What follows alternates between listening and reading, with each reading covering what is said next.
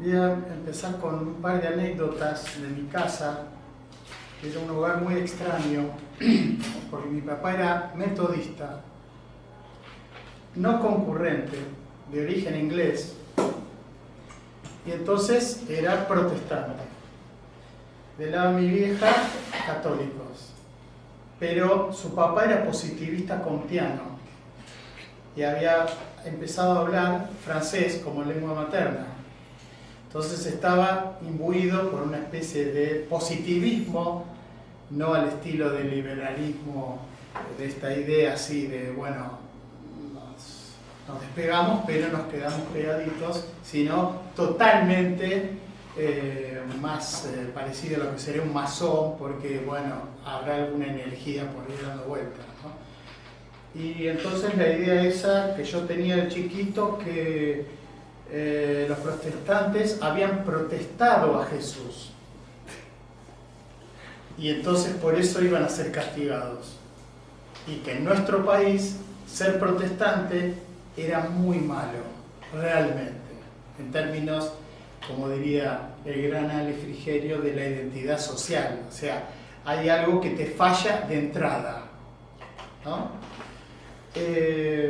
Después, en mi trabajo, al principio de trabajo, mi trabajo de campo con la gente JOM, Toba de Formosa y Chaco, descubrí, digamos, varias subalternidades que iban mucho más allá de este estigma del protestante que protestó a Jesús y todas las cuestiones de la época de Jesús, sino el peso mucho más grande del Estado en el maltrato de los indígenas, que se ve claramente ahora en estudios muy interesantes de salud y de atención social de las personas indígenas, que es el tiempo de espera, la discriminación en todos los órdenes de la vida, como algo presupuesto ya.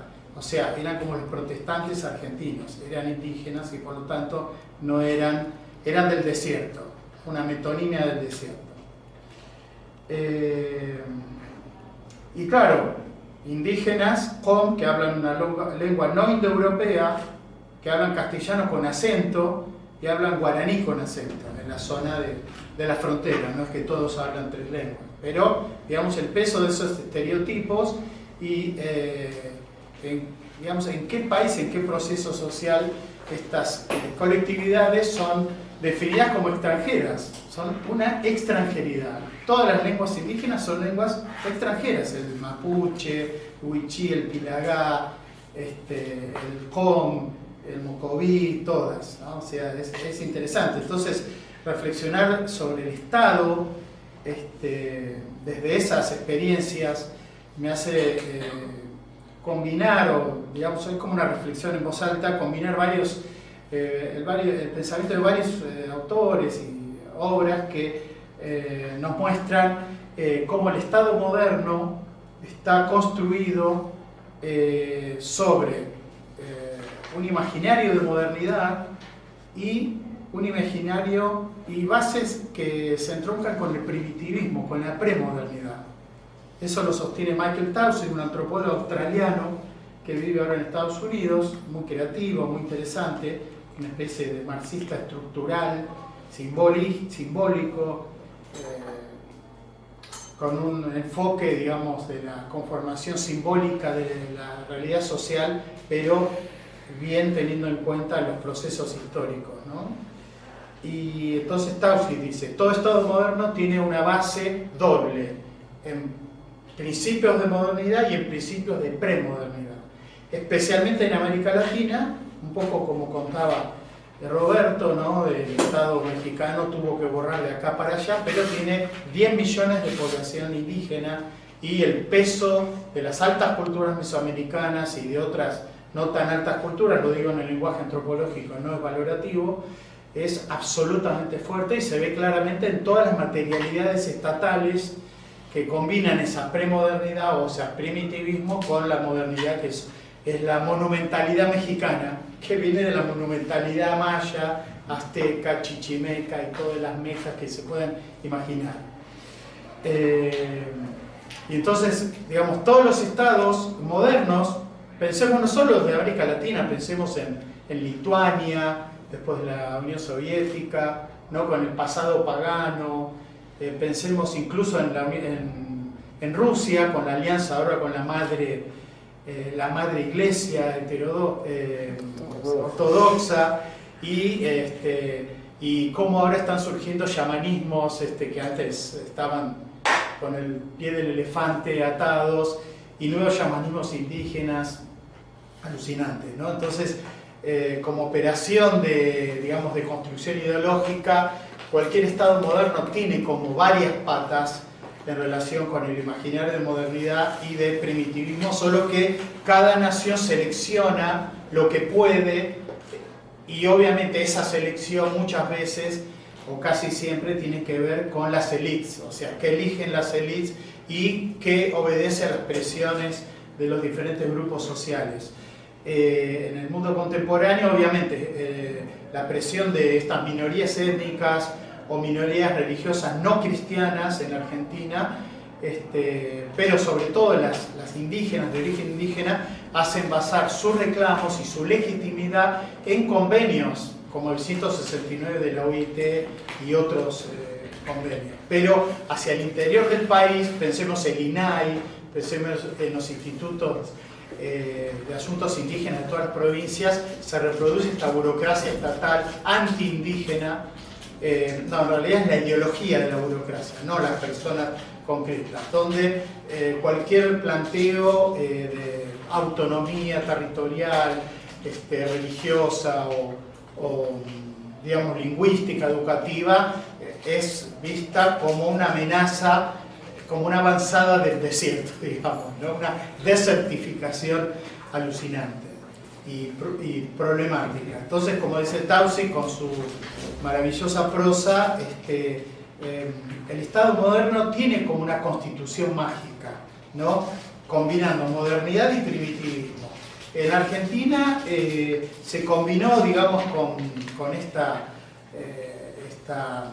digamos, heterogeneidad multitemporal de la que habla García Canclini de una forma muy interesante, conviviendo, digamos, premodernidad, modernidad y posmodernidad, y al mismo tiempo la influencia de diferentes ideologías, construcciones culturales como el hispanismo, el catolicismo, el iluminismo, no me entiendo la letra, el positivismo, y también todos los ismos que vinieron con las corrientes inmigratorias, ¿no?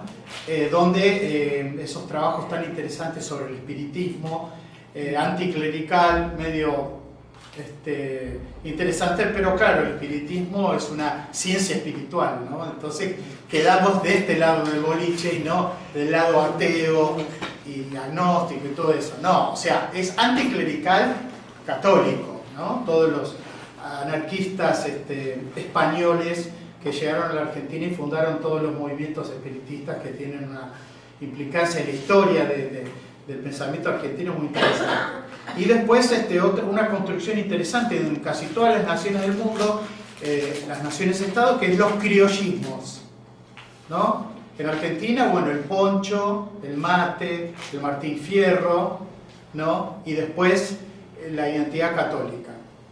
Pero ¿qué pasa con los judíos, con mis ancestros protestantes, y qué diacrítico simbólico de identidad argentina tienen? O sea, es casi más importante corregir eso que el todes, casi. Digo, es un chiste, no es más importante. Pero digo, de eso no se habla. No se habla. No se habla. Ni de los movimientos o grupos o personas que vienen del Oriente, ¿no? Hablamos de los indígenas, olvídense.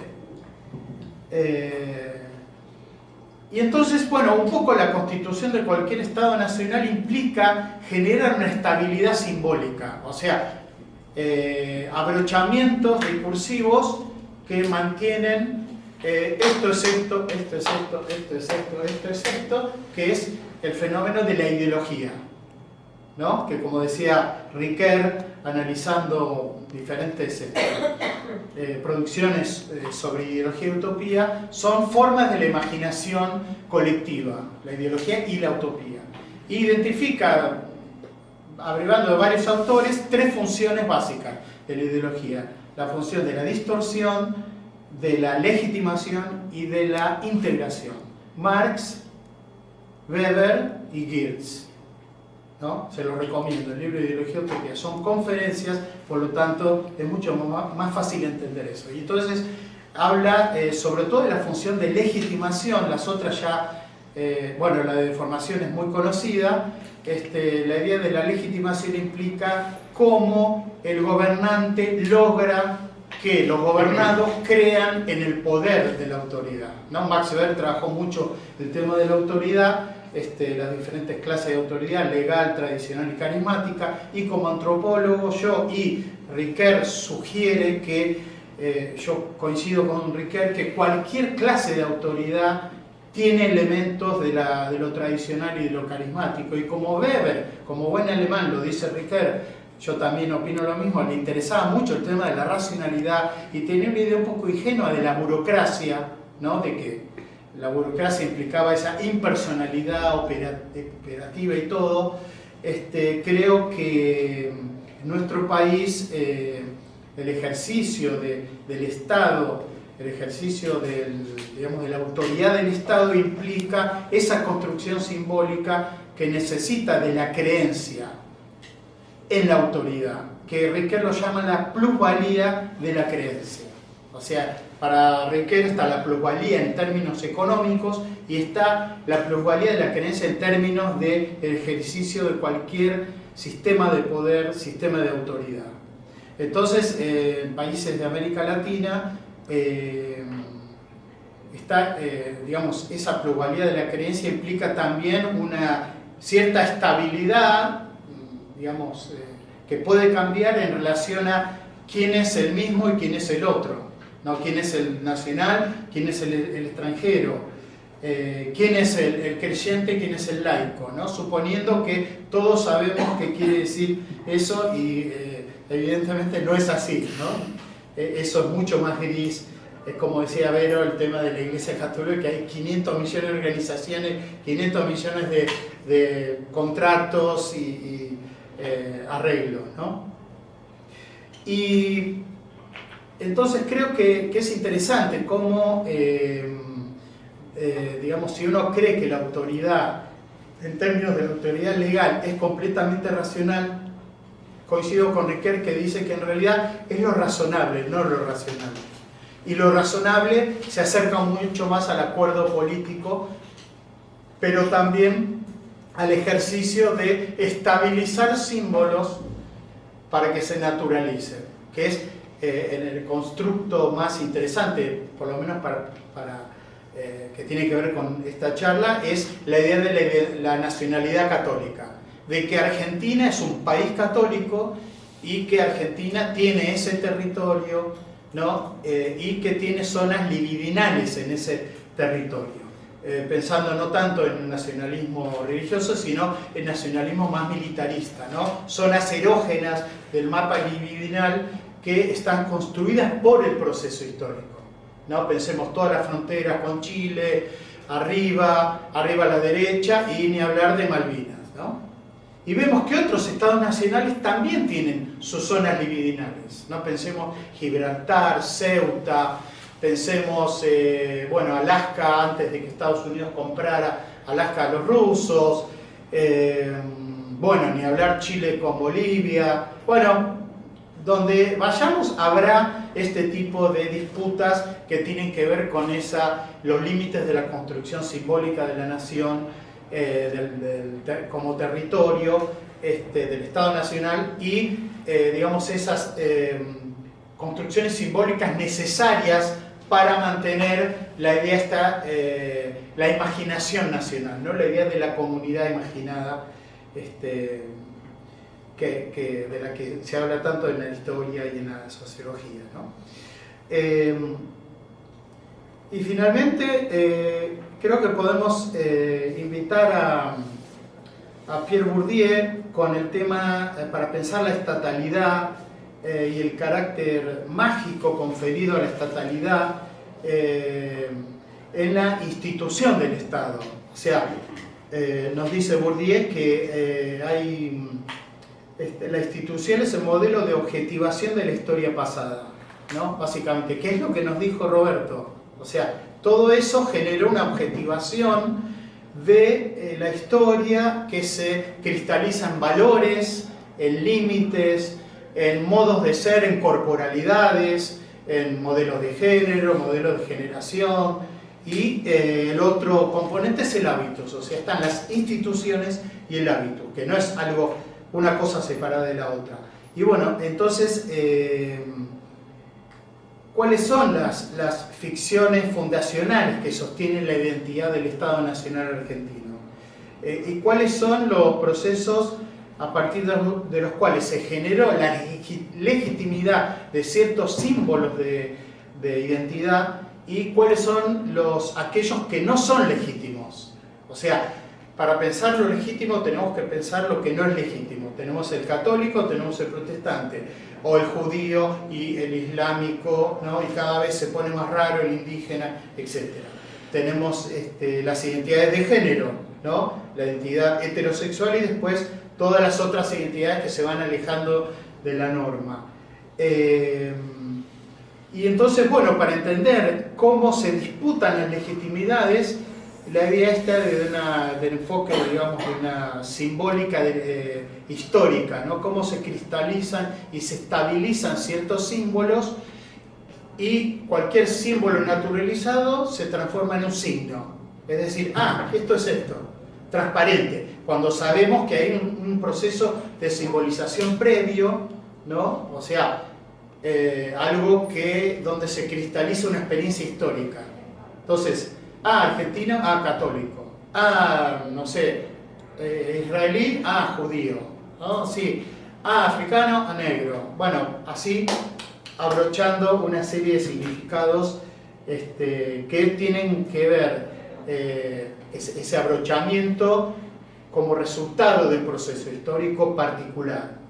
Entonces, la idea de pensar cómo los símbolos se estabilizan en signos implica tener ciertas herramientas para desconstruir los procesos históricos que han generado el Estado argentino, y esta forma o esta disputa en este momento tan interesante de los pañuelos y sus colores, que a la vez son pañuelos que tienen que ver con la Madre de Plaza de Mayo, que a la vez tienen que ver con los pañales, ¿no? Tienen que ver con el color blanco y una serie con la maternidad, pero en un lugar, digamos en la Plaza de Mayo, donde hacen los rituales de regeneración cósmica, ¿no? Para emercialidades sería clásico, un ejemplo clásico en el centro, en el axis mundi de la nacionalidad argentina, digamos, de la estatalidad argentina, proceder a una regeneración simbólica a través del movimiento sobre el centro,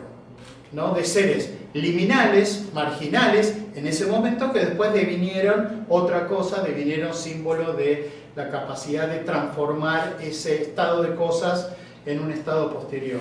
Entonces creo que la idea de la plusvalía de la creencia, de la que habla Riquet, la idea de la legitimidad y de los mecanismos a través de los cuales la autoridad digamos, gubernamental logra la creencia en ese poder, creo que son conceptos interesantes para pensar todas estas ficciones fundacionales del Estado argentino, y cómo poder generar esta idea, ¿no? De un debate adulto, tranquilo, como ciudadanos, que ese es el tema clave para mí, ¿no? Hablar como ciudadanos en un espacio democrático